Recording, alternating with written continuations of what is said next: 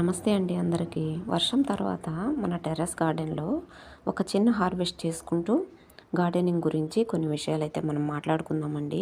వర్షానికి టమోటాలన్నీ కొంచెం పగుళ్ళు వచ్చేసాయి, అవన్నీ పడేయాలి. నా చిన్న గార్డెన్లో నేను ఎన్ని వెరైటీస్ గ్రో చేస్తున్నాను, అలాగే ఎంత ఈల్డ్ తీసుకుంటున్నాను అనేది మీరు నా ప్రీవియస్ వీడియోస్లో చూస్తూనే ఉన్నారు. అయితే అప్పుడు ఒక డౌట్ రావచ్చండి మీకు, ఏంటంటే వీళ్ళు ఎంతెంత పోషకాలు, ఏమేమి పోషకాలు ఇస్తున్నారు మొక్కలకి, ఏమి లిక్విడ్ ఫర్టిలైజర్స్ ఇస్తున్నారు, అలాగే ఏమేమి స్ప్రేలు చేస్తున్నారు అన్నది కూడా ఖచ్చితంగా డౌట్ అయితే వస్తుంది. అయితే మొక్కలకి ఫర్టిలైజర్స్ ముఖ్యమే, కానీ మనము అంతకన్నా ముందు కొన్ని విషయాలైతే మన గార్డెన్లో మనం చూసుకోవాలండి. అవేంటంటే మన మొక్కలకి మనం ఇచ్చే నీరు అన్నమాట, మన వాటర్ క్వాలిటీ ఎలా ఉంది, అలాగే సాయిల్ పీహెచ్ లెవెల్స్ ఎలా, మన సాయిల్ పీహెచ్ లెవెల్స్ ఎలా ఉన్నాయి, అలాగే మన సాయిల్లో జీవం ఉందా లేదా, ఈ మూడు విషయాలు కొంచెం మనం పరిగణలోకి తీసుకోవాల్సి వస్తుంది. అయితే వాటర్ విషయానికి వస్తే అండి, హార్డ్ వాటరు, అలాగే ఎక్కువ సాల్ట్స్ ఉన్న వాటరు, అలాగే క్లోరిన్ కలిసిన వాటరు, క్లోరిన్ కలుస్తుంది కదా మన ట్యాప్ వాటర్లో, అది డైరెక్ట్గా ఇవ్వకూడదండి.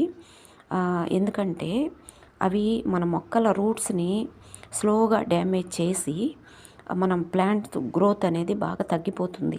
అలాగే ఆకులు పసుపు రంగులోకి మారిపోవచ్చు, చాలా సిమ్టమ్స్ అనేది మనకి కనిపిస్తాయి అన్నమాట. అలాగే మన సాయిల్లో జీవం ఏదైతే ఉండాలి అనుకుంటున్నామో ఆ బెనిఫిషియల్ బ్యాక్టీరియా అండ్ ఫంగస్లు అవన్నీ ఈ క్లోరిన్ వాటర్ ఇవ్వటం వల్ల చనిపోతాయి. అలాగే పీహెచ్ లెవెల్స్ అన్నమాట, అవి హెచ్చు తగ్గులైనా కూడా మన మొక్కలు అనేవి ఆరోగ్యంగా పెరగవండి. వాటికి చాలా కారణాలు ఉంటాయి. వాతావరణం వల్ల, అంటే అధిక వర్షం కురిసినప్పుడు మనం ఇచ్చే ఈ ఎరువులు, మన అవగాహన లేక ఈ లిక్విడ్ ఫర్టిలైజర్స్ ఏదేదో పోషిస్తుంటాం అన్నమాట. గ్రోత్ బాగా వచ్చేస్తుంది, బాగా ఎక్కువ వీళ్ళు తీసుకోవచ్చు అన్నట్లు. అట్లా మనం కొంచెం అవగాహన తెచ్చుకొని మొక్కలు పెంచుకోవచ్చండి హ్యాపీగా. అయితే మన సాయిల్లో జీవం అనుకున్నాం కదా, ఆ మొక్కలు ఎప్పుడు కూడా మనం ఇచ్చే ఆ న్యూట్రియంట్స్ అనేవి డైరెక్ట్గా తీసుకోలేవండి. వాటిని సేంద్రియ రూపంలోకి మార్చి, అంటే మొక్క తీసుకోగలిగే స్థితిలోకి మార్చి మొక్కకు అందించేది ఈ బెనిఫిషియల్ బ్యాక్టీరియా అండ్ ఫంగస్లేనండి. అలాగే వానపాములు కూడా, వానపాములు మనకి ఎంత ఉపయోగపడతాయో మనకు తెలుసు.